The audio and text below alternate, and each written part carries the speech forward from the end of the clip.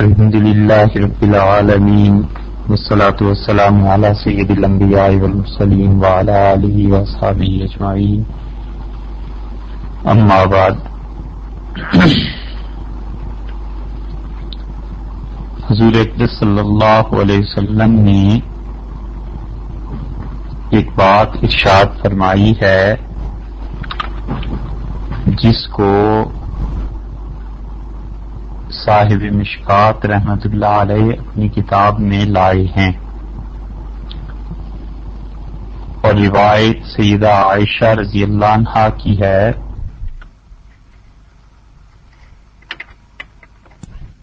عائشہ رضی اللہ عنہا نے فرمایا کہ حضور اقدس صلی اللہ علیہ وسلم نے مجھ سے دریافت کیا کہ ما فی ھذہ اللیلہ، یہ جو آج کی رات ہے تمہیں معلوم ہے کہ اس میں کیا ہوتا ہے؟ اور پھر حضرت عائشہ رضی اللہ عنہا فرماتی ہیں کہ مراد رسول اللہ صلی اللہ علیہ وسلم کی یہ تھی کہ لیلۃ النصف من شعبان، شعبان کی کا مہینہ جب آدھا ہو جاتا ہے تو اس کی رات۔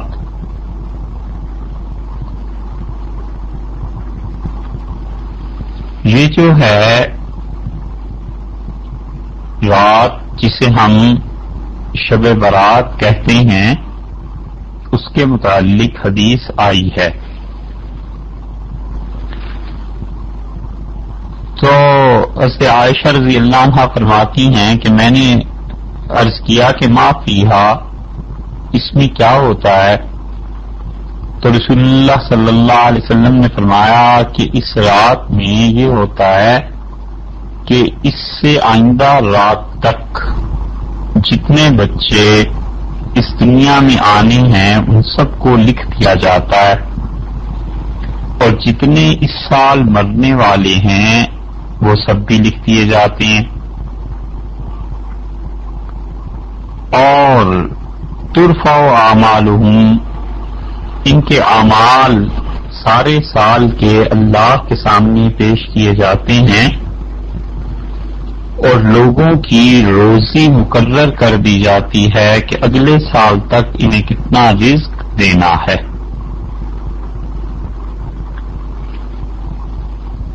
اور اسی طرح کی ایک روایت تابعین میں سے حضرت عطا بن یسار رضی اللہ رحمۃ اللہ علیہ بھی ارشاد فرماتے ہیں،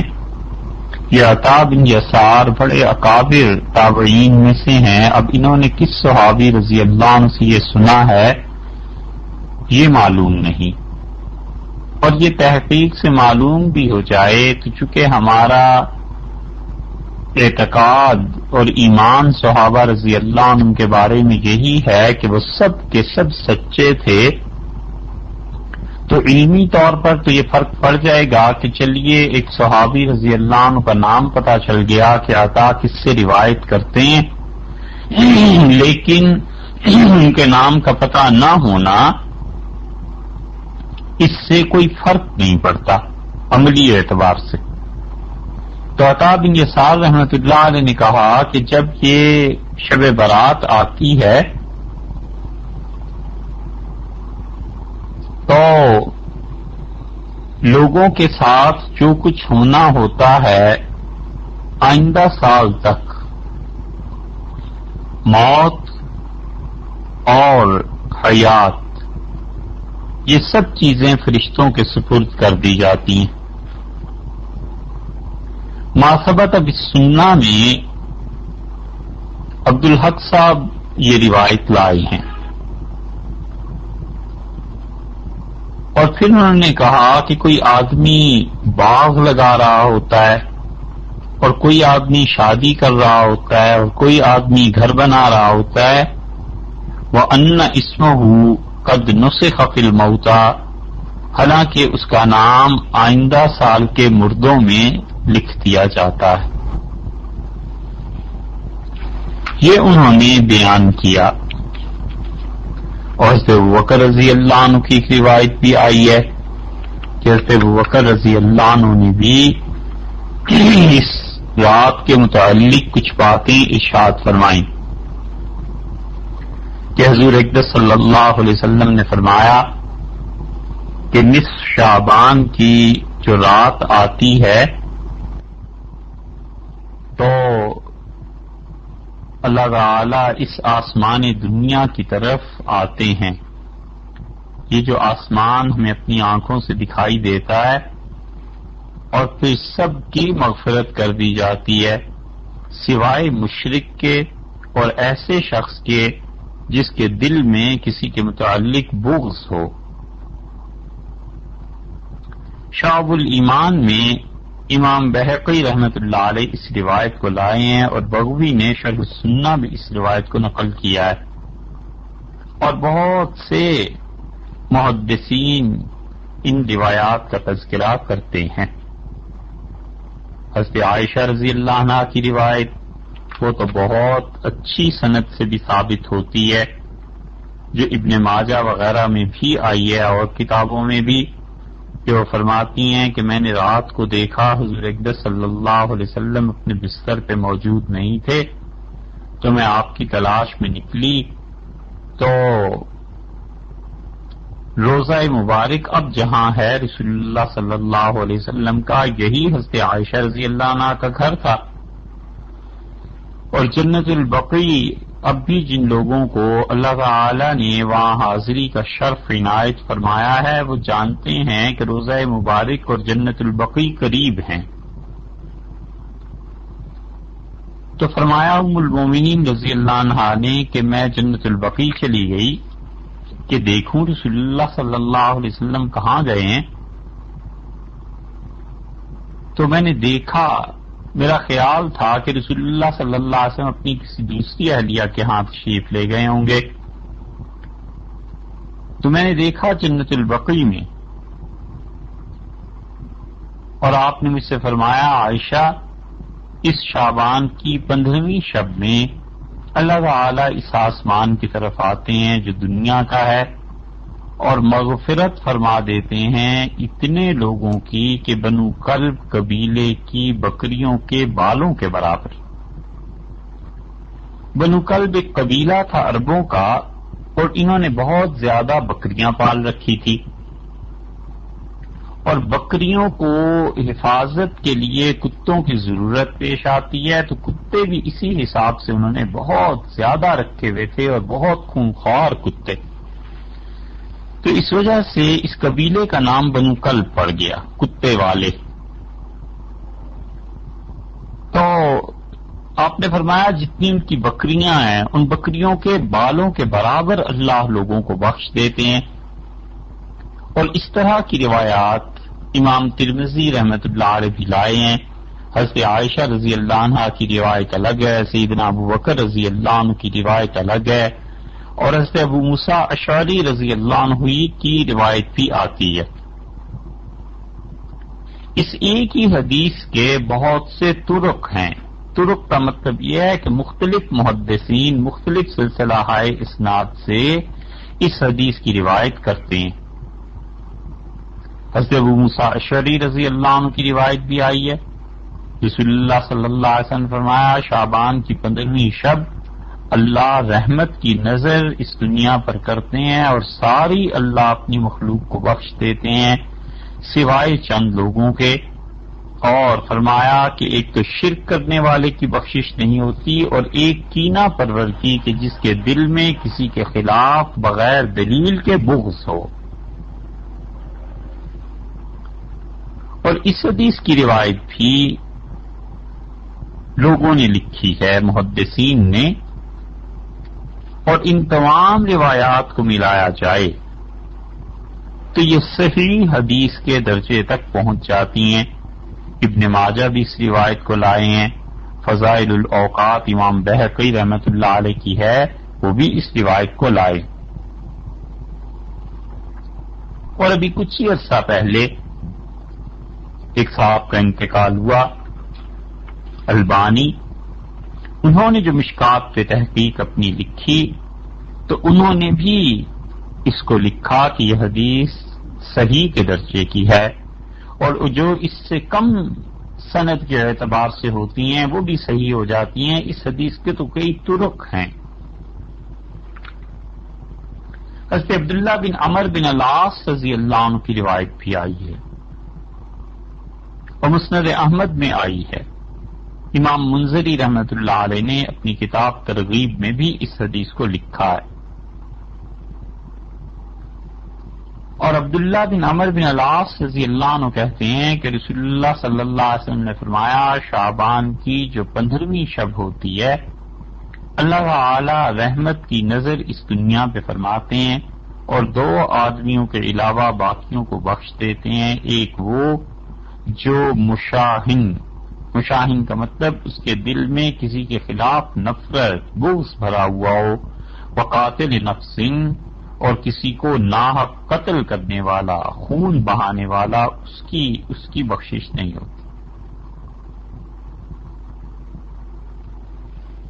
ایسے ہی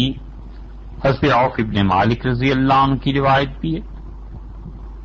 اور کثیر بن مرہ خضرمی ہیں، یہ بھی تابعین میں سے ہیں رحمہ اللہ، اور امام بہقی رحمۃ اللہ علیہ نے شعب الایمان میں ان کی روایت لکھنے کے بعد لکھا کہ یہ بہت اچھی حدیث ہے مرسل۔ مرسل کا مطلب یہ ہے کہ جب تابعی براہ راست رسول اللہ صلی اللہ علیہ وسلم سے روایت کرے اور صحابی رضی اللہ عنہ کو نہ بتائے کہ وہ کون سے صحابی تھے۔ مرسل احادیث ایسی ہو جاتی ہیں، اور ہمارے نزدیک مرسل حدیث بعض شرائط کے ساتھ حجت ہے، دلیل ہے شریعت میں۔ حسن بصری رحمۃ اللہ علیہ کسی نے کہا کہ آپ بہت سی حدیثیں بیان کر دیتے ہیں اور صحابی رضی اللہ عنہ کا نام نہیں لیتے، تو غالباً ایک جگہ ان کا جواب غالباً تعداد کی جواب تو یہی ہے، لیکن تعداد کے متعلق ہم کہہ رہے ہیں کہ غالباً انہوں نے کہا کہ جب میں کسی حدیث کو 300 صحابہ رضی اللہ عنہ سے زیادہ آدمیوں سے سن لیتا ہوں تو پھر میں ضرورت نہیں سمجھتا کہ ہر ایک کا نام بیان کرتا رہوں، پھر میں کہتا ہوں براہ راست ہی کہ رسول اللہ صلی اللہ علیہ وسلم نے یہ فرمایا بس۔ ایسے ہی کثیر ابن مرہ ہیں، حضرمی ہیں، اور وہ یہ نہیں کہتے کہ کس صحابی رضی اللہ عنہ سے سنائے، کیونکہ صحابہ رضی اللہ عنہ سب کے سب اس بات سے بری، بلند و بالا اور پاک تھے کہ رسول اللہ صلی اللہ علیہ وسلم کے متعلق جھوٹ بولتے۔ وہ کہتے ہیں کہ حضور اقدس صلی اللہ علیہ وسلم نے فرمایا کہ جب شعبان کی یہ 15ویں شب آتی ہے تو اللہ تعالی گناہ گاروں کی مغفرت فرماتے ہیں، اور سوائے 2 انسانوں کے، ایک وہ جس کے دل میں کینہ بغض بھرا ہوا ہوتا ہے کسی کے خلاف، اور ایک شرک کرنے والے کی۔ امیر المومنین سیدنا علی رضی اللہ عنہ کی روایت بھی ابن ماجہ میں آئی ہے، اور انہوں نے فرمایا کہ حضور اقدس صلی اللہ علیہ وسلم کا ارشاد گرامی ہے کہ جب شعبان کی 15ویں رات آئے فقوموا لیلہا، تو رات کو عبادت کرو، وصوموا نہارہا، اور اس دن کا روزہ رکھو، اور دیکھو اللہ تعالی اس آسمان دنیا کی طرف آتے ہیں اس وقت جب سورج ڈوب جاتا ہے، تو سورج ڈوبنے کے بعد سے لے کے اور صبح صادق تک، یعنی آج کل کے حساب سے دیکھیں تو تقریباً سورج 6 بجے غروب ہو جاتا ہے، اور صبح 5 بجے فرض کر لیں صبح صادق ہوتی ہے، تو یہ 11 گھنٹے اللہ تعالیٰ فرماتے ہیں کہ الا من مستغفر لی، کوئی ہے جو ہم سے بخشش مانگے گناہوں کی معافی، فاغفر لہ، اور ہم اسے معاف کر دیں۔ الا مسترزقن، کوئی ہے جس کو روزی کم مل رہی ہو، تنگی ہو گئی ہو، وہ روزی مانگ رہا ہو ہم سے، رزق مانگ رہا ہو، فارزقہ، اور ہم اسے رزق دے دیں۔ الا مبتلن، کوئی ہے جو مصیبت میں گر گیا ہو، فاعافیہ، اور ہم اسے اس مصیبت سے نجات دے دیں۔ الا کذا الا کذا، اور اللہ تعالیٰ فرماتے ہیں کوئی ہے ایسا، کوئی ایسا ہے، کوئی ایسا ہے، یعنی اور بھی ضروریات زندگی۔ یہ تو 3 چیزیں فرمائی نا، گناہوں کی بخشش اور رزق کی تنگی اور کسی مصیبت میں مبتلا ہو جانا۔ اس کے علاوہ رسول اللہ صلی اللہ علیہ وسلم نے کمال کی بات یہ ارشاد فرما دی کہ قضا اللہ قضا، کیا اس چیز کے لیے، کیا اس مقصد کے لیے، کیا اس مقصد کے لیے؟ اس کا مطلب یہ کہ دنیا جہان کی ہوائیں جو ضروریات اس میں آ گئیں، حتی یطلع الفجر، یہاں تک کہ صبح صادق ہو جاتی۔ یہ اتنی صحابہ کرام رضی اللہ عنہ جو ان روایات کو بیان کر رہے ہیں، یہ احادیث اس وجہ سے بھی سنائی ہیں اور آپ کے سامنے رکھی ہیں کہ ہمارے ہاں یہ جو ایک پروپیگنڈا چل پڑا ہے اور کچھ جہلاء نے جنہیں علم حدیث سے واقفیت بھی نہیں ہے، جو صحیح عربی بھی حدیث کی پڑھنا نہیں جانتے، یہ جو شروع کر دیا ہے کہ یہ شب برات کوئی چیز نہیں ہے اور اس کی حدیث ضعیف ہے اور حدیثوں میں یہ آئے ہی نہیں ہے، یہ ساری بات کی علیاذ باللہ ایجادات ہیں، وہ سب کے سب دوست ان احادیث پر غور کریں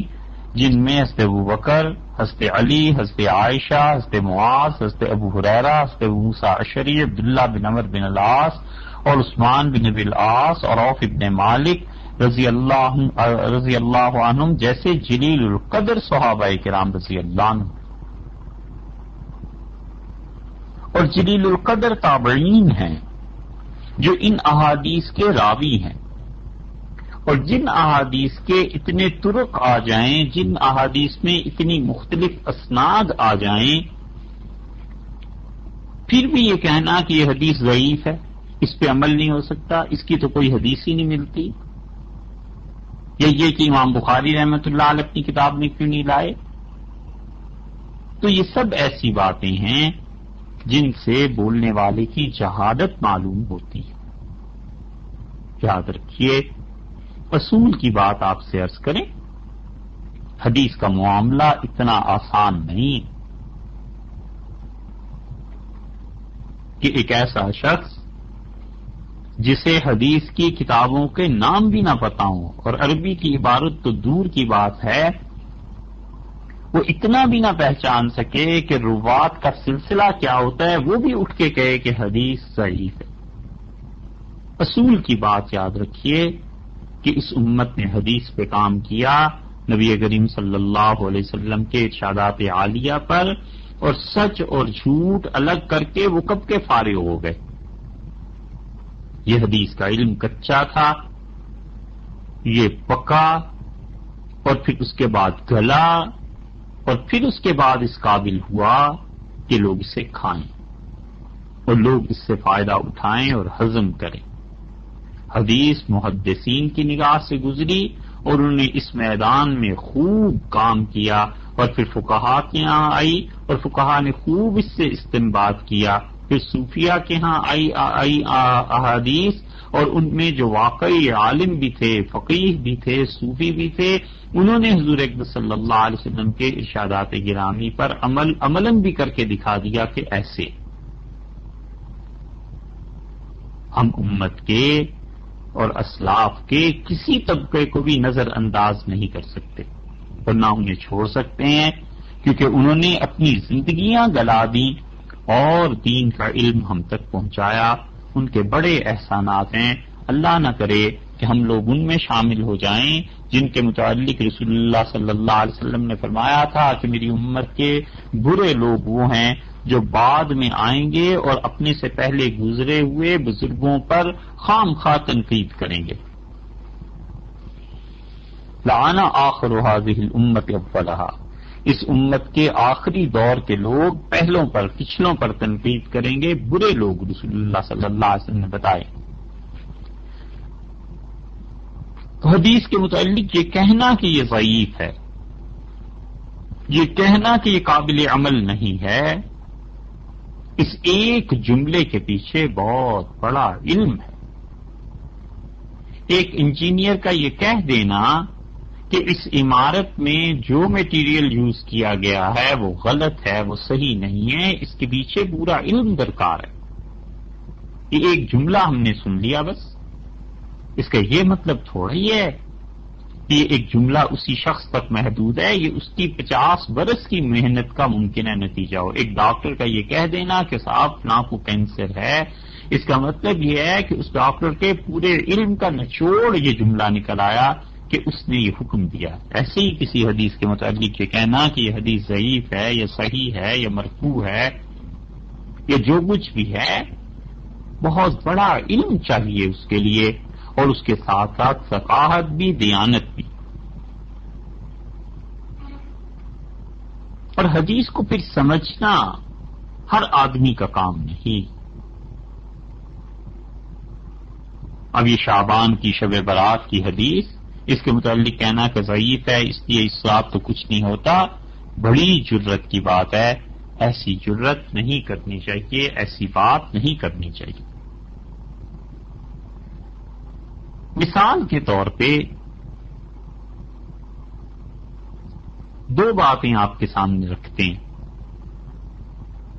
تاکہ ہمارے سننے والوں کو اندازہ ہو جائے کہ حدیث کا مزاج کیا ہے۔ کئی مرتبہ آپ سے عرض کیا گیا کہ کسی شخص کے لیے یہ جائز نہیں ہے کہ کسی حدیث کے مطابق وہ فتویٰ دے جب تک کہ اس کے تمام طرق پر غور نہ کر لے، اور جو شخص ایسا کرتا ہے اگر وہ متقدمین میں سے ہے، کوئی بڑا آدمی ہے، تو ہم یہ تعویل کر لیں گے کہ حدیث اس تک نہیں پہنچی ہوگی باقی، مگر آج کل کے زمانے میں ایسے نہیں کیا جا سکتا، کیونکہ ثقافت اور دیانت داری کا وہ معیار رہا ہی نہیں جو اسلاف میں تھا۔ مثلاً ایک حدیث آئی، حضرت عبداللہ ابن عباس رضی اللہ عنہما نے کہا کہ حضور اقدس صلی اللہ علیہ وسلم نے فرمایا کہ العائد فی ہبتہ، جو شخص کسی کو کوئی گفٹ دے، ہبہ کرے، کوئی چیز دے دے، پیش کرے،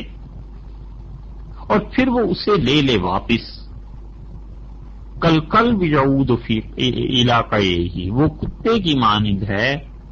جو کتا کہہ کرتا ہے پھر چاٹ لیتا ہے، او کما قال علیہ الصلوۃ والسلام۔ بالکل صاف واضح بات ہو گئی کہ رسول اللہ صلی اللہ علیہ وسلم، تم نے کسی کو کوئی چیز گفٹ میں دی اور پھر تم نے اس سے واپس لے لی، تو یہ ایسے ہی ہے عمل جیسے کتا کہہ کرتا ہے اور پھر چاٹ لیتا ہے۔ یہ حدیث امام بخاری رحمۃ اللہ علیہ اپنی صحیح میں لائے ہیں، اور پورے یقین کے ساتھ امام بخاری رحمۃ اللہ نے یہ فیصلہ کر دیا کہ لا یحل لأحد ان یرجع فی ہبتہ وصدقۃ، کہ کسی شخص کے لیے یہ جائز نہیں ہے کہ وہ کسی کو کوئی چیز تحفے میں دے یا صدقہ کرے اور پھر واپس لے لے اسے۔ چلو چھٹی ہوئی، امام بخاری رحمۃ اللہ تو یہ کہہ کے فارغ ہو گئے۔ اب یہ جو حدیث اس کو بخاری میں پڑھے گا وہ تو یہی کہے گا کہ جناب ایک مرتبہ جب آپ نے گفٹ کر دی کوئی چیز، اب اس کو واپس لینا جائز نہیں ہے، یہ تو ایسے ہی ہے اسے کتا کہہ کر کے چاٹ لے۔ اور ایک بھی نہیں، دونوں روایات امام بخاری رحمۃ اللہ علیہ لائے ہیں، یعنی حدیث ایک ہی ہے لیکن دو طریقوں سے۔ حضرت سعید ابن مسیب رحمۃ اللہ علیہ کی روایت ہے، حضرت اکرمہ رحمۃ اللہ علیہ کی روایت ہے، اور پورے یقین سے امام بخاری رحمۃ اللہ علیہ نے فیصلہ کر دیا۔ یہ ہے سطحی بات۔ امام بخاری رحمۃ اللہ علیہ پوری عزت اور احترام اور ان کی محبت، ان کا حدیث پہ محنت اپنی جگہ پہ، لیکن انہوں نے بالکل سطحی فیصلہ کیا اور انہیں ذرا برابر نظر ادھر نہیں گئی جو دوسری حدیث نسائی میں آ گئی۔ نسائی کی روایت میں آیا ہے کہ رسول اللہ صلی اللہ علیہ وسلم نے فرمایا کہ ہبہ کر کے واپسی کا حق کسی کو حاصل نہیں الا الوالد من ولدہ، سوائے باپ کے کہ وہ اپنے بیٹے کو کوئی چیز دے دے اور واپس لے لے۔ دیکھا آپ نے؟ اب وہ قطعیت کہاں گئی امام بخاری رحمۃ اللہ علیہ کی کہ کسی کے لیے جائز ہی نہیں؟ معلوم ہوا رسول اللہ صلی اللہ علیہ وسلم نے ایک ایکسیپشن اس میں دی ہے۔ اور آگے چلیے، دارقطنی میں بھی یہ روایت آئی ہے، مصنف ابن ابی شیبہ میں بھی آئی ہے کہ رسول اللہ صلی اللہ علیہ وسلم نے فرما دیا کہ ہبہ جو کسی کو تم کرتے ہو کوئی چیز، تو اگر اس کا بدل تمہیں نہ ملے تو تمہارے لیے اس ہبہ میں رجوع جائز ہے۔ کسی کو کوئی چیز دی،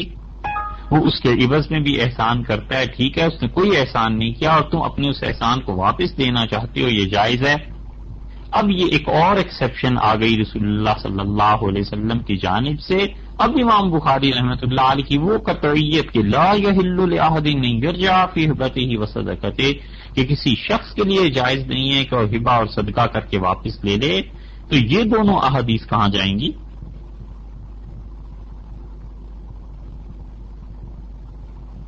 اب جس شخص کو اللہ نے حدیث کی سمجھ دی ہے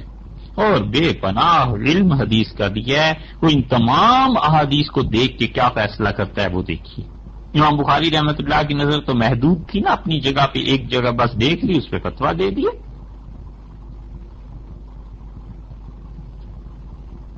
تو عبداللہ ابن عباس رضی اللہ عنہ کی روایت ہے، ظاہری سطح دیکھ کر فیصلہ ہو گیا کہ جی ہبہ اور صدقہ تو واپس لیا ہی نہیں جا سکتا۔ یہی ساری احادیث جب امام ابو حنیفہ رحمۃ اللہ علیہ کے ہاں آئی ہیں، امام صاحب رحمۃ اللہ علیہ تو امام بخاری رحمۃ اللہ علیہ سے کہیں پہلے کے آدمی ہیں۔ امام بخاری رحمۃ اللہ علیہ کی پیدائش امام ابو حنیفہ رحمۃ اللہ علیہ سے 54 برس کے بعد ہوئی ہے، اور امام اعظم ابو حنیفہ رحمۃ اللہ علیہ تو اسی صدی میں پیدا ہوئے جس صدی کے آغاز میں نبی کریم صلی اللہ علیہ وسلم تھے، اور 80 ہجری میں حضور اقدس صلی اللہ علیہ وسلم کے بعد، ہجرت کے بعد امام اعظم رحمۃ اللہ علیہ پیدا ہوئے ہیں، اور امام ابو حنیفہ رحمۃ اللہ علیہ کا انتقال ہوا 150 میں، اور امام بخاری رحمۃ اللہ علیہ کی ولادت ہوئی ہے 154 میں ہجری میں۔ امام ابو حنیفہ رحمۃ اللہ علیہ نے صرف یہ نہیں دیکھا کہ رسول اللہ صلی اللہ علیہ وسلم نے قے کو تشبیہ دی ہے، انہوں نے کہا بھئی قے تو واقعی ناپاک ہے، حرام ہے، لیکن رسول اللہ صلی اللہ علیہ وسلم نے جو تشبیہ دی ہے وہ یہ فرمایا ہے کہ ہبہ کو دے کر واپس لینے والا وہ جو شخص ہے، ایسے جیسے کتا قے کر کے چاٹے، تو کتا جو ہے کیا اس کے لیے بھی قے حرام ہے؟ غور کیجیے امام صاحب رحمۃ اللہ علیہ کے دماغ پہ اور ان کی فقاہت پہ، انہوں نے کہا انسان کے لیے تو قے حرام ہے، کیا کتے کے لیے بھی حرام ہے؟ کیا کتے پر بھی کوئی شرعی حکم آپ لگائیں گے؟ کتے پہ تو کوئی شرعی حکم نہیں لگتا، کیونکہ جانور ہیں، وہ مکلف نہیں نا ان چیزوں کے اعمال کے، وہ تو انسان مکلف ہے یا جنات مکلف ہیں، جانور تو نہیں ہے۔ تو امام صاحب رحمۃ اللہ علیہ نے فرمایا کہ قے حرام ہے لیکن کتے کے لیے تو حرام نہیں ہے۔ تو زیادہ سے زیادہ آپ یہ کہہ لیجئے کہ صدقہ اور ہبہ کرنا اور پھر اس کو واپس دے لینا یہ مکروہ ہو سکتا ہے، خلاف اولا ہو سکتا ہے، حرام نہ کہیے، اس لیے کہ قے کتے کے لیے حرام نہیں، تو اس شخص کے لیے بھی اپنے ہبہ میں رجوع کرنا حرام نہیں ہے۔ ایک بات، پھر دوسری بات انہوں نے کہی کہ اچھا رسول اللہ صلی اللہ علیہ وسلم نے صحیح روایت نسائی کی آئی ہے، اسی کے متعلق فرما دیا انہوں نے کہا کہ نبی کریم صلی اللہ علیہ وسلم نے والد کو اجازت دی کہ بیٹے کو اپنی اولاد کو کوئی چیز گفٹ کرے پھر واپس لے لے، تو اس کا مطلب یہ ہے کہ جو انتہائی قریبی رشتہ دار ہیں یہ اپنا گفٹ واپس لے سکتے ہیں۔ یہ اور ایک ایکسیپشن آ گئی، تو انہوں نے کہا اس کا مطلب پھر یہی ہے کہ زیادہ سے زیادہ آپ یہی کہہ سکتے ہیں کہ بہن بھائیوں نے ایک دوسرے کو کوئی چیز دی پھر اسے واپس دے لی، تو یہ واپس لینا خلاف اولا ہے، اچھی بات نہیں ہے، مربت کے خلاف ہے۔ یہ مت کہیے کہ حرام ہے، وہ تو بہت بڑا درجہ ہے، وہ تو کبیرہ گناہ ہے۔ پھر تیسری چیز بھی آ گئی کہ کوئی بدل نہ ملے، اس کا کوئی عوض نہ ملے، تو امام صاحب رحمۃ اللہ عنہ نے فرمایا کہ رشتہ داری بھی شرط آ گئی اور بدل کا ملنا بھی شرط آ گئی، تو ہم یہ کہیں گے کہ کوئی انسان ہبہ کرے تو اس صورت میں جبکہ اپنے بہت ہی قریبی عزیز کو ہبہ کیا ہے تو وہ واپس لے سکتا ہے، یا اسے پتا ہے کہ اس کا عوض نہیں ہے تو پھر بھی واپس لے سکتا ہے، اور یہ واپس لینا ان دونوں شرائط کے ساتھ اس کے لیے مکروہ ہوگا، ناپسندیدہ عمل ہوگا، کیونکہ رسول اللہ صلی اللہ علیہ وسلم نے تشبیہ کتے کو دی ہے کہہ کے چاٹنے سے، اور کتے پر کہہ کا چاٹنا تو حرام نہیں ہے، اس لیے ہم حرام نہیں کہہ سکتے۔ اب دیکھ لیجئے آپ کہ صرف ایک حدیث کو اگر امام بخاری رحمۃ اللہ علیہ کی دیکھ لیں تو کوئی آدمی یہ نہیں کہتا کہ ہبہ واپس لے، لیکن یہی چیزیں جب نسائی میں بھی دیکھے گا، دارقطنی میں بھی دیکھے گا، ابن ماجہ میں، ترمذی میں وغیرہ وغیرہ کتابوں میں، پھر سمجھ آتی ہے کہ اچھا رسول اللہ صلی اللہ علیہ وسلم نے یہ بات کس پیرائے میں ارشاد فرمائی اور کیا کیا ان چیزوں میں اجازت دی۔ حدیث پر غور کرنے کا ایک اور طریقہ عرض کر دیتے ہیں۔ صحیح بخاری میں ہی آیا، حضرت ابو ہریرہ رضی اللہ عنہ کی روایت کہ رسول اللہ صلی اللہ علیہ وسلم نے فرمایا تمہارے یہاں برتن میں جب کتا منہ ڈال لے تو چاہیے کہ 7 مرتبہ اسے دھو دو۔ گاؤں میں کئی مرتبہ ہوتا ہے، ہمارے ملک کی 70-75% آبادی گاؤں میں کی تو ہے، کئی مرتبہ دروازہ کھلا رہ جاتا ہے یا کوئی بھی صورت کتا کسی برتن میں منہ ڈالتا ہے، سونگتا ہے، چل دیتا ہے۔ صحیح بخاری میں آیا ہے کہ 7 مرتبہ اسے دھوئے، اور حضرت ابو ہریرہ رضی اللہ عنہ اس کے راوی ہیں، اور حضرت ابو ہریرہ رضی اللہ عنہ نے خود کیا کیا، دارقطنی نے حضرت ابو ہریرہ رضی اللہ عنہ کا عمل نقل کیا ہے کہ جب ان کے ہاں کتا برتن میں منہ ڈال دیتا تھا تو جو چیز برتن میں ہوتی تھی حضرت سیدنا ابو ہریرہ رضی اللہ عنہ اسے گرا دیتے تھے، وغسلہ 3 مرات، اور 3 مرتبہ دھوتے تھے۔ اور یہ فتویٰ ان کا نقل کیا ہے، یہ عمل ان کا نقل کیا ہے یہ حضرت عطا بن ابی رباح نے، اور عطا بن ابی رباح رحمۃ اللہ علیہ یہ 200 صحابہ رضی اللہ عنہ کو انہوں نے دیکھا ہے، اور امام ابو حنیفہ رحمۃ اللہ علیہ کے استاد ہیں، اور امام ابو حنیفہ رحمۃ اللہ علیہ کہتے تھے میں نے عطا سے زیادہ محتاط آدمی حدیث کے معاملے میں کسی کو نہیں دیکھا۔ اب اس کے ابو ہریرہ رضی اللہ عنہ کہتے ہیں رسول اللہ صلی اللہ علیہ وسلم نے 7 مرتبہ فرمایا ہے، اور خود حضرت ابو ہریرہ رضی اللہ عنہ کا عمل یہ ہے کہ 3 مرتبہ دھو دیتے ہیں، تو یہ کیا بات ہوئی؟ کیونکہ سیدنا ابو ہریرہ رضی اللہ عنہ کے حق میں رسول اللہ صلی اللہ علیہ وسلم سے براہ راست انہوں نے یہ بات سنی، درمیان میں کوئی راوی نہیں ہے، کچھ نہیں ہے، تو اس کا مطلب یہ ہے کہ ان کے لیے یہ بات تو بالکل قطعی تھی، یقینی تھی۔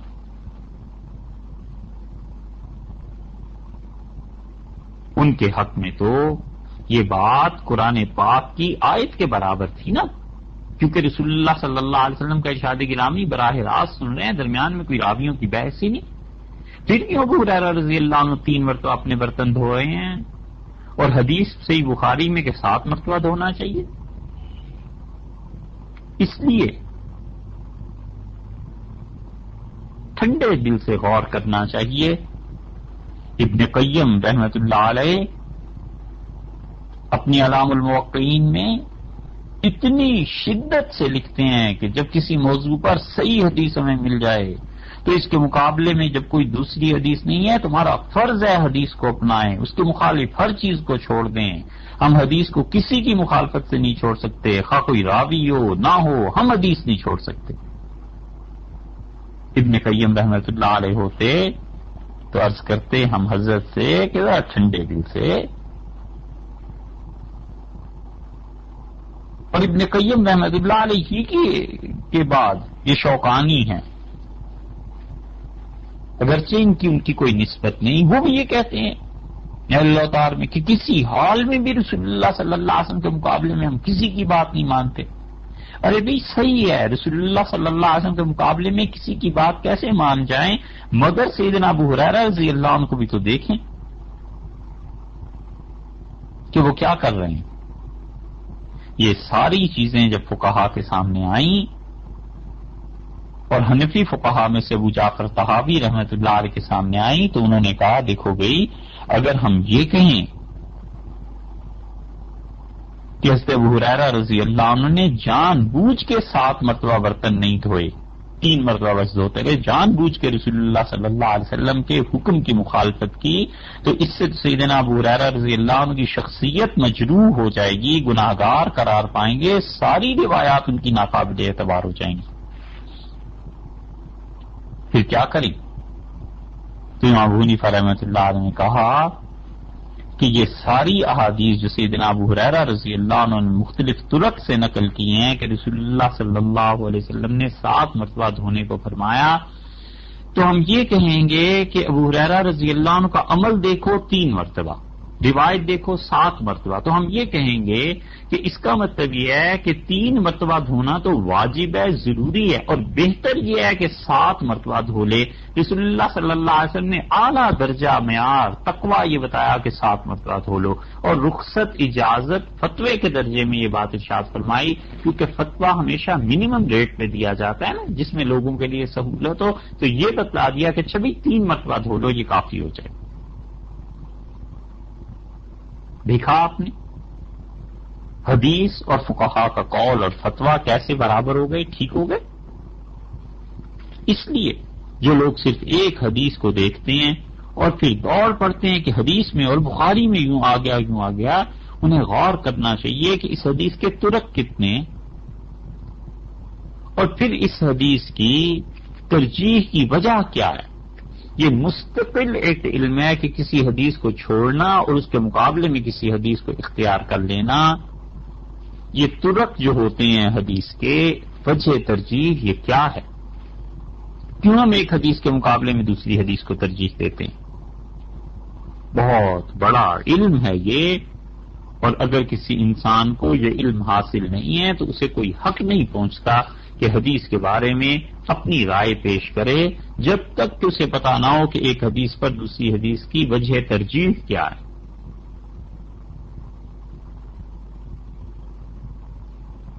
اتنی ترجیح کی وجوہات ہیں کہ حازمی رحمت اللہ علیہ نے نقل کیا، شروط الائمہ میں وہ لکھتے ہیں، ائمۃ الخمسہ میں، کہ 40 سے زیادہ وجوہ ہیں کہ ہم ایک حدیث کو دوسری حدیث پر کیوں ترجیح دیتے ہیں۔ اب یہ 40 وجوہ ہی کوئی یاد کر کے آ جائے وہی صاحب علم ہو سکتا ہوگا، چلیے اسے قرار دے لیتے ہیں۔ جسے پتہ ہی نہیں ہے کہ ترجیح کا مطلب کیا ہے، وہ بھی کہتا ہے کہ یہ شعبان والی حدیث تو جی ضعیف ہے۔ یاد رکھنا چاہیے کہ ائمہ کرام رحمہم اللہ ایک حدیث کو چھوڑ کے دوسری کو جو ترجیح دیتے ہیں اس کی وجہیں 40 سے زیادہ ہیں۔ یہ ایسے ہی ہے جیسے ایک ڈاکٹر ہے، ہمیں تو معلوم نہیں بھائی، لیکن ایک مریض اس کے پاس آتا ہے اور کہتا ہے ڈاکٹر صاحب بخار ہے، تو ڈاکٹر کے ذہن میں فرض کر لیجئے کہ بخار کی 10 قسمیں، ہمیں نہیں معلوم کتنی ہوں گی حقیقت میں، فرض کرتے ہیں 10 قسمیں ہیں، 15 قسمیں ہیں، 20 قسمیں ہیں، تو ڈاکٹر کے ذہن میں فوراً آتا ہے کہ یہ بخار کی قسمیں۔ پھر وہ پوچھتا ہے صاحب کیسا بخار ہوتا ہے، اب وہ ان میں سے کم کرتا جا رہا ہے حتیٰ کہ آخر پہ پہنچ کے کہتا ہے کہ آپ کو نمونیا ہے، یا یہ کہ آپ کو ٹائیفائڈ ہے یا کوئی بخار ہے۔ تو اس نے 10-15 قسم کے بخاروں میں سے پھر ایک بخار کو اس نے حتمی طور پر کہہ دیا کہ جناب یہ ہے، لہذا اس کے لیے دوا یہ ہے۔ ایسے ہی حدیث کا بھی معاملہ ہو جاتا ہے کہ کیوں کس حدیث کو ترجیح دے رہے ہیں، 40 سے زیادہ وجوہ ہیں۔ اب سنتے ہی حدیث آدمی 2 حدیثوں کو دیکھ کے کہتا ہے کہ اچھا یہ کیوں اس کو ترجیح دی، کیوں اس کو ترجیح نہیں دی، اور پھر وہ آہستہ آہستہ ہوتے ہوتے ایک فیصلے پر پہنچتا ہے۔ اس کی مثال آپ سے عرض کر دیں، علی ابن خشرم محدث تھے رحمت اللہ علیہ، اور امام وقی رحمت اللہ علیہ کے شاگردوں میں سے تھے۔ وقی نے حدیث سنائی اور وقی امام تھے حدیث کے۔ انہوں نے کہا دیکھو بھئی ایک حدیث ہے جو میرے استاد عامش رحمت اللہ علیہ ہیں، اور وہ انہوں نے اپنے استاد ابو وائل سے سنی، اور انہوں نے حضرت عبداللہ ابن مسعود رضی اللہ عنہ سے سنی۔ یہ سند تمہیں اچھی لگتی ہے، یہ حدیث اچھی لگتی ہے، یا میں تمہیں یہ بتاؤں کہ وہی حدیث سفیان ابن عیینہ اور انہوں نے منصور سے سنی، اور انہوں نے ابراہیم نخعی سے، اور انہوں نے علقمہ سے رحمت اللہ علیہم، اور انہوں نے حضرت عبداللہ ابن مسعود رضی اللہ عنہ سے یہ حدیث اچھی لگتی ہے میں یہ سنا دوں. تو شاگردوں نے کہا حضرت آپ کے استاد عامش اور ان کے استاد ابو وائل اور آگے عبداللہ ابن مسعود رضی اللہ عنہ، تو یہ تو آپ کے درمیان اور نبی کریم صلی اللہ علیہ وسلم کے درمیان 3 واسطے ہوئے. عبداللہ ابن مسعود رضی اللہ عنہ تو صحابی ہیں، وہ تو سچے تھے ہی، ان کو چھوڑ دیں تو 2 واسطے رہ جاتے ہیں. ہمیں یہ سلسلہ زیادہ اچھا لگتا ہے کیونکہ جتنے بھی کم واسطے ہوں خبر میں، خبر اتنی مستند ہوتی ہے. تو امام وقی رحمۃ اللہ علیہ نے ہمیں کہا، ان کے شاگرد کہتے ہیں ہم سے حضرت نے فرمایا کہ عامش اور ابو وائل یقیناً یہ حدیث کے مشائخ میں سے ہیں، لیکن جو میں نے دوسری سند تمہیں سنائی ہے نا سفیان ابن عیینہ اور وہ منصور سے اور وہ ابراہیم نخعی سے اور وہ علقمہ رحمۃ اللہ علیہ سے، یہ سارے کے سارے فقہا ہیں، اور وہ حدیث جو فقہا کی روایت میں آئے وہ زیادہ اچھی ہوا کرتی ہے بنسبت اس حدیث کے جو محدثین کے اپنے سلسلے اور وساطت سے آئے. کتاب الاعتبار میں، الکفایہ میں کئی جگہ یہ قصہ مل جائے گا. اور ابن اسیر رحمۃ اللہ علیہ نے جامع الاصول میں بڑی پتے کی بات اس موقع پہ کہہ دی. انہوں نے کہا تم غور کرو کہ امام وقی رحمۃ اللہ علیہ سے اوپر محدثین کے سلسلے کے مطابق 2 ہی واسطے ہوئے نا، ایک عامش کا اور ایک ابو وائل کا، تو وہ رسول اللہ صلی اللہ علیہ وسلم سے زیادہ قریب کی حدیث ہے. اور دوسرا جو سلسلہ ہے اس میں سفیان ابن عیینہ ہے، منصور ہیں، ابراہیم ہے اور علقمہ ہیں رحمۃ اللہ علیہ، یہ 4 واسطے آتے ہیں. تو 2 اچھا ہے یا 4 اچھے ہیں؟ اور پھر وہ کہتے ہیں کہ یہ جو رباعی 4 کے واسطے بنتے ہیں، کیوں اسے ترجیح دی ہے محدثین اور فقہا نے؟ اس کی وجہ یہ کہ اس کے راوی فقیہ ہیں اور اس کے راوی محدث ہیں، اور فقیہ کو یقیناً محدث پہ ترجیح حاصل ہے کیونکہ فقیہ سمجھتا ہے کہ رسول اللہ صلی اللہ علیہ وسلم کے اس ارشاد گرامی کا مطلب کیا ہے. تو یہ 2 مثالیں اس لیے عرض کر دیں کہ یہ جو ڈھنڈورا پٹتا ہے نا کہ شعبان کی حدیث تو ہے ہی نہیں، یہ ضعیف حدیث ہے، انہیں معلوم ہی نہیں ہے کہ اس حدیث کے طرق کتنے ہیں. جس حدیث کو حضرت ابوبکر، حضرت علی، حضرت عبداللہ بن عمر بن العاص، حضرت معاذ، حضرت ابو ہریرہ اور ابو سالبہ اور عثمان بن ابی العاص رضی اللہ عنہ یہ سارے ذکر کرتے ہوں، اور ان کے علاوہ جلیل القدر تابعین بھی ہوں، اس کے متعلق یہ کیسے کہا جا سکتا ہے کہ یہ چیز قابل عمل نہیں؟ اسی لیے ابن حاج مالکی تھے فقیہ، انہوں نے لکھا ہے اپنی مدخل ایک کتاب ہے ان کی کہ کوئی شک نہیں ہے کہ یہ رات بڑی برکت والی ہے اور اللہ کے عظمت والی ہے، اور ہمارے اساتذہ، ہمارے اسلاف اس کی بڑی تعظیم کرتے تھے، تیاری کرتے تھے. اور جب بات معلوم ہو چکی کہ اللہ کے شعائر، اللہ کی خاص رحمتوں کے دنوں کا یا راتوں کو عبادت کرنی چاہیے، تو یہ بھی انہی راتوں میں سے ایک چیز اس میں عبادت ہے، اس میں تو کوئی شبہ نہیں، کچھ تفصیل اور بھی عرض کر دیتے ہیں. اور ایک چیز یہ ہے کہ اس میں قسمت کے فیصلے ہوتے ہیں یا نہیں ہوتے.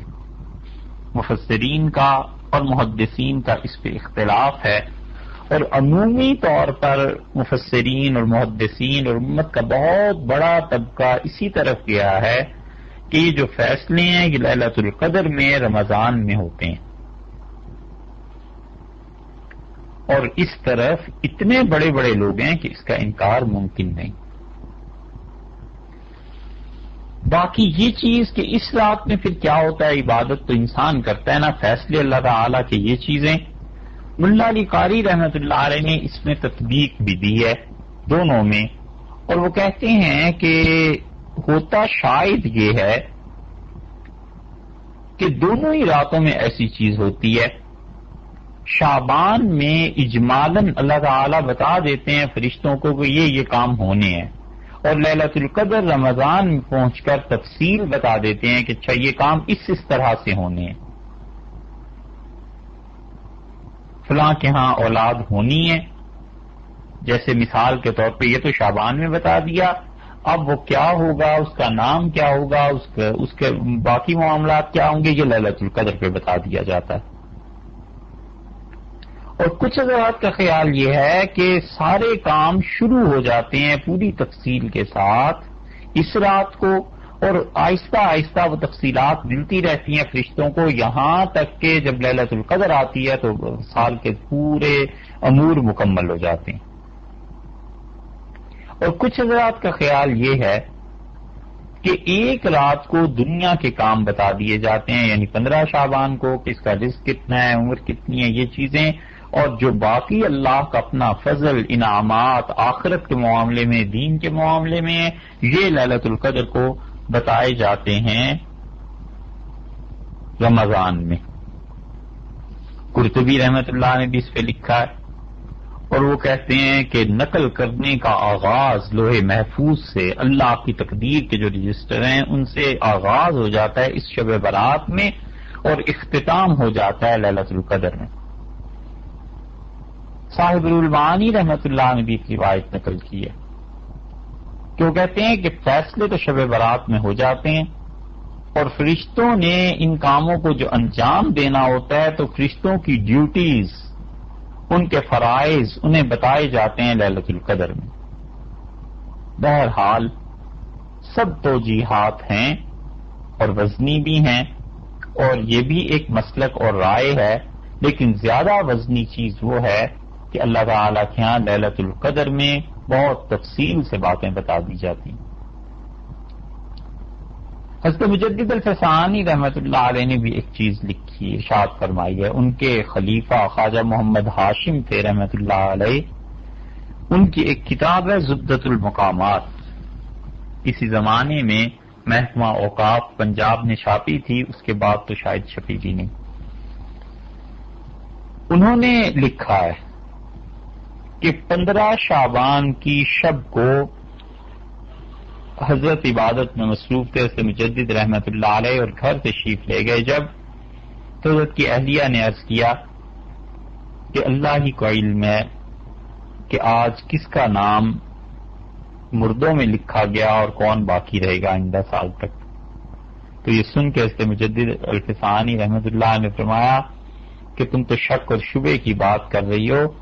اس شخص کے متعلق تمہارا کیا خیال ہے جس نے خود اپنی آنکھوں سے دیکھ لیا کہ اس کا نام کاٹ دیا گیا ہے زندوں میں سے، یعنی آئندہ سال آنے سے پہلے پہلے انتقال کر جائے گا، اور یہ اپنی ہی طرف حضرت کا اشارہ تھا کہ کشف میں انہیں بتا دیا گیا کشفن کہ آئندہ سال سے پہلے پہلے وہ اب تیاری کر لیں اللہ سے ملاقات کی۔ پھر ان حدیث میں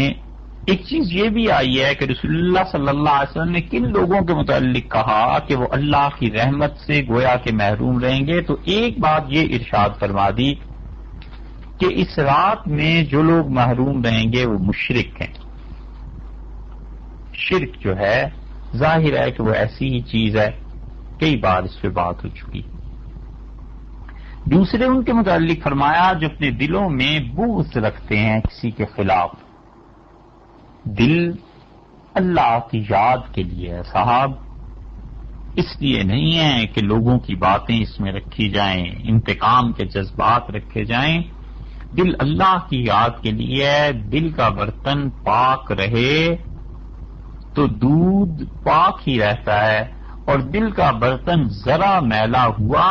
اور علم کا نور اس سے اٹھ جاتا ہے، عبادت کا دودھ پھٹ جاتا ہے، ناپاک ہو جاتا ہے۔ دل کو پاک رکھے۔ دل انسانوں سے محبت کے لیے ہے، بس اگر محبت نہیں ہے تو پھر خاموشی ہے، نفرت کی طرف نہ چلے۔ کسی سے بغض رکھنا بغیر دلیل کے، شرعی دلیل کے، اس سے انسان اور کسی کا تو کیا بگاڑے گا، خود اللہ کی رحمت سے محروم ہو جائے گا۔ تیسرا آدمی رسول اللہ صلی اللہ علیہ وسلم نے فرمایا جو ناحق قتل کرتا ہے، کبھی بھی کسی کو قتل نہ کرے، خود قتل ہو جائے مگر دوسرے کو قتل نہ کرے جب تک کہ شرعاً کوئی دلیل نہ ہو، شریعت بتائے کہ قتل ہے تو پھر ہے، وگرنہ انسانوں کا قتل خواہ وہ کافر ہی کیوں نہ ہو، قتل کسی کا بھی بہت بڑی چیزوں میں سے ہے۔ اللہ کے ہاں انسان کے بہت سے امور کے فیصلے اس چیز پہ ہو جاتے ہیں۔ ناحق قتل کافر کا بھی روا نہیں ہے، مومن تو مومن۔ اور چوتھے یہ فرمایا کہ وہ عورت جو عادی بدکارہ ہو، برے کام کرتی ہو۔ عورت کا ذکر اس لیے فرمایا کہ بے حیائی کا کام مرد کے لیے تو ہے ہی برا، عورت کے لیے اس سے بھی برا ہے، کیونکہ شرم و حیا اللہ نے خواتین میں زیادہ رکھی ہے۔ یہ مطلب نہیں ہے کہ اس رات میں مرد جیسا بھی ہو بخشا گیا اور عورت نہیں بخشی گئی۔ وہ کیوں گئی؟ مرد یہی کرتوت کرتے رہیں اور یہی کام کرتے رہیں، ان کو کوئی نہیں پوچھنے والا، اور عورتوں کو کوئی مغفرت نہیں ہوگی۔ یہ اس لیے رسول اللہ صلی اللہ علیہ وسلم نے ارشاد فرمایا کہ عورت کے لیے زیادہ قبیح، زیادہ بری حرکت ہے، لیکن اگر مرد ایسا عادی ہوگا وہ بھی خدا کی رحمت سے محروم رہے گا، ہاں یہ کہ وہ خدا سے توبہ کر لے اور اللہ سے معافی مانگ لے۔ عورتوں کو اس اعتبار سے کم درجے کا سمجھنا اور اپنی تقدس اور پاکیزگی اور سفید کپڑے، یہ اللہ کے ہاں کام نہیں دیتے بھائی۔ دہلی میں ایک طوائف کی عادی اس بیچاری کا انتقال ہو گیا تو لوگوں نے جنازہ پڑھنے سے انکار کر دیا۔ یہ عملی طور پر دعویٰ تھا کہ ہم بڑے مقدس، بڑے پاک، بڑے صاف لوگ ہیں، یہ بڑی گناہگار تھی۔ تو ہمارے حضرت شاہ عبدالعزیز صاحب رحمۃ اللہ علیہ کے پاس کچھ لوگ گئے اور عرض کیا کہ حضرت اس کا جنازہ پڑھیں یا نہ پڑھیں؟ شاہ عبدالعزیز صاحب رحمۃ اللہ علیہ نے فرمایا کہ جو عورت ہے اس کے یار دوست بھی ہیں۔ انہوں نے کہا جی حضرت، فرمایا وہ مر جائیں تو جنازہ پڑھتے ہو؟ کہا جی حضرت ان کا تو پڑھتے ہیں۔ فرمایا یہ بھی وہی کام کرتی تھی، اس کا بھی پڑھو۔ اس لیے عیب ہی اگر چننے اور دیکھنے ہیں تو اپنا نفس تھوڑا ہے، تو مرد بھی اگر ان کاموں میں پڑے گا تو اللہ کی رحمت اس سے ہٹ جائے گی۔ ہاں مرد ہو یا عورت جب توبہ کر لے تو پھر خدا سے مایوس نہ ہو۔ اور رسول اللہ صلی اللہ علیہ وسلم نے پانچواں شخص بتلایا والدین کا نافرمان۔ اولاد عام طور پر نافرمان ہو ہی جاتی ہے، اس لیے والدین کو چاہیے کہ اپنے رویے میں تھوڑی سی تبدیلی کر لیں، اولاد کو گناہ گار نہ ہونے دیں۔ بچے کو براہ راست حکم کرنا کہ یہ کام کرو، یہ چیز لا دو، فقہا کہتے ہیں یہ مناسب نہیں، کیونکہ اگر وہ نہیں لائے گا، وہ کام نہیں کرے گا تو گناہ گار ہوگا نا۔ تو کہتے ہیں اس لیے بچے سے دوستی کے انداز میں کہنا چاہیے کہ بیٹے یہ کام کرنے مناسب نہیں، پیاس لگ رہی ہے بیٹے کوئی پانی پلا دیتا، تو بیٹے میں عقل ہوگی خود ہی پلا دے گا، اگر نہیں بھی پلائے گا تو گناہ گار تو نہیں نہ ہوگا۔ بیٹی ہے اس سے یہ کہنا کہ آپ چائے بنا دیں، نہیں بنائے گی وہ کسی بھی وجہ سے تو گناہ گار ہو جائے گی۔ باپ کی ماں کی نافرمانی بری بات، اور اگر یہ کہا جائے کہ جی چاہتا ہے اس وقت چائے پئیں، پتہ نہیں کون بنائے گا، یا اس طرح کی بات جس میں براہ راست آرڈر نہ ہو، تو بچہ بھی گناہ گار ہونے سے بچ جائے گا، بچی بھی، اور کام اگر ہونا ہوا تو ہو جائے گا۔ اس لیے والدین کو ہمارے زمانے میں چاہیے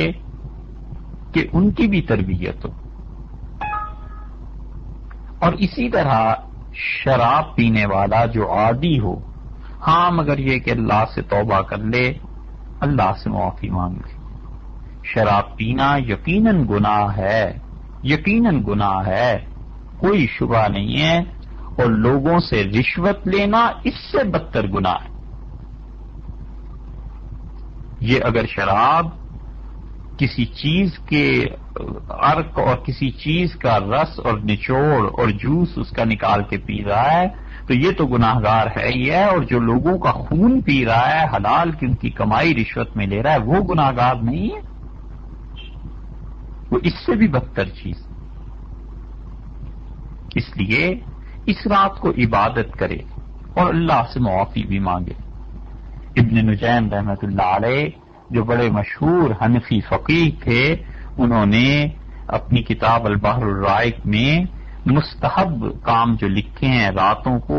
اٹھ کے بیداری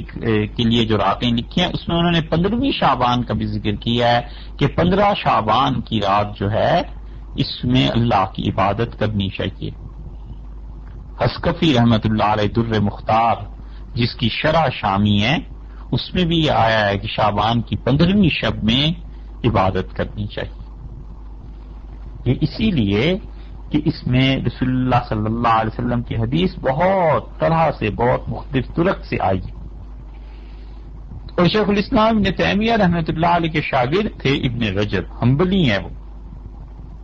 انہوں نے صاف صاف لکھا کہ شام کے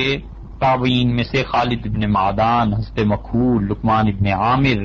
رحمۃ اللہ علیہم وغیرہ، یہ سارے حضرات عبادت کرتے تھے تابعین۔ اور خالد ابن معدان رحمۃ اللہ علیہ تو بہت بڑے محدث تھے، فقیہ تھے، جن کا انہوں نے نام لکھا ہے، اور 70 سے زیادہ صحابہ رضی اللہ عنہ کی زیارت کی تھی، اور اتنا شہرت سے بچتے تھے، اتنا شہرت سے بچتے تھے کہ گھر سے کبھی کبھی باہر نہیں آتے تھے کہ کہیں لوگوں میں مشہور نہ ہو جاؤں۔ اور لکھا ہے ان کے حالات میں کہ روزانہ 70,000 مرتبہ سبحان اللہ سبحان اللہ اللہ کی تسبیح بیان کرتے تھے۔ ابن رجب رحمۃ اللہ علیہ کہتے ہیں کہ خوب مبالغے کے ساتھ اس رات کو یہ لوگ عبادت کرتے تھے، اور ان حضرات سے لوگوں نے پھر شعبان کی بیداری کو لیا ہے، یعنی یہ کہ آگے امت میں اسی طرح یہ بات چلی۔ رہ گئی یہ بات کہ اس رات میں عبادت کیسے کی جائے، تو کوئی قید نہیں لگائی شریعت نے، تو تلاوت کرے، درود شریف پڑھے، نماز پڑھے، نفل پڑھے، اپنی قضا نمازوں کی کرے، جو بھی چیز ہے۔ اور جب شریعت نے کوئی پابندی نہیں لگائی تو اپنے پاس سے اس کی کوئی پابندی لگانا یہ ہے بدعت۔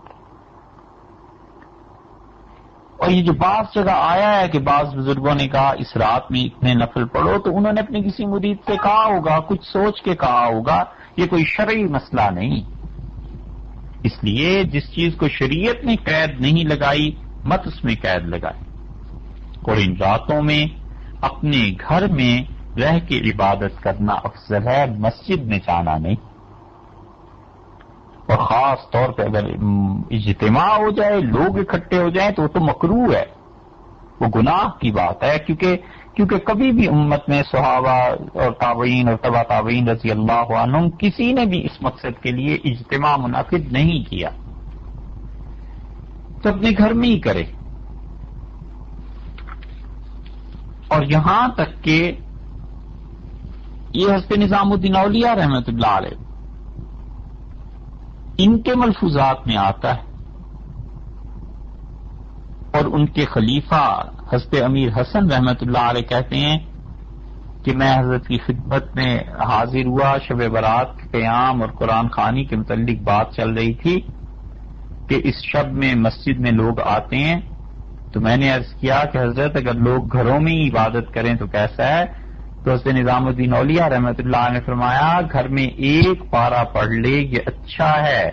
مسجد میں پورا قرآن پاک ختم کرنے سے اچھا یہ ہے۔ اور اگر ہو سکے تو قبرستان بھی جائے،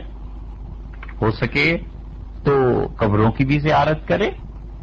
اور اللہ تعالی سے ان کے لیے بھی دعا مانگے، ان کی مغفرت کے لیے بھی اور اپنی مغفرت کے لیے بھی۔ اور رسول اللہ صلی اللہ علیہ وسلم نے نوافل پڑھے ہیں، بس یہ پڑھے، تلاوت کر لے، قبرستان میں چلا جائے۔ الغرض شریعت نے کوئی قید نہیں لگائی، اس لیے اپنی طرف سے قید بھی نہ لگائے، اور یہ نفلی عبادتیں اپنے گھر میں کرے۔ مسجد میں جمع ہونا اور اس کا اعلان کرنا اور لوگوں کو اکٹھے ہونا یہ بھی مکروہ ہے، اور اسی طرح اس موقع پہ پٹاخے اور یہ چیزیں یہ سب مکروہات ہیں۔ برمکی جو تھے آتش پرست عباسی خلفاء کے وزیر، وہ چونکہ پہلے آگ کی پرستش کرتے تھے پھر مسلمان ہو گئے، تو وہ ایسے مواقع پر آگ جلایا کرتے تھے۔ یہ اس دور کی ایجاد ہے تو ان کی ایجاد پہ نہ چلے۔ اور ان بدعات کا اور مکروہ کاموں کا ارتکاب نہ کرے۔ اللہ تعالی ہم سب کو عمل کرنے کی توفیق دے اخلاص کے ساتھ۔ السلام علیکم ورحمۃ اللہ وبرکاتہ۔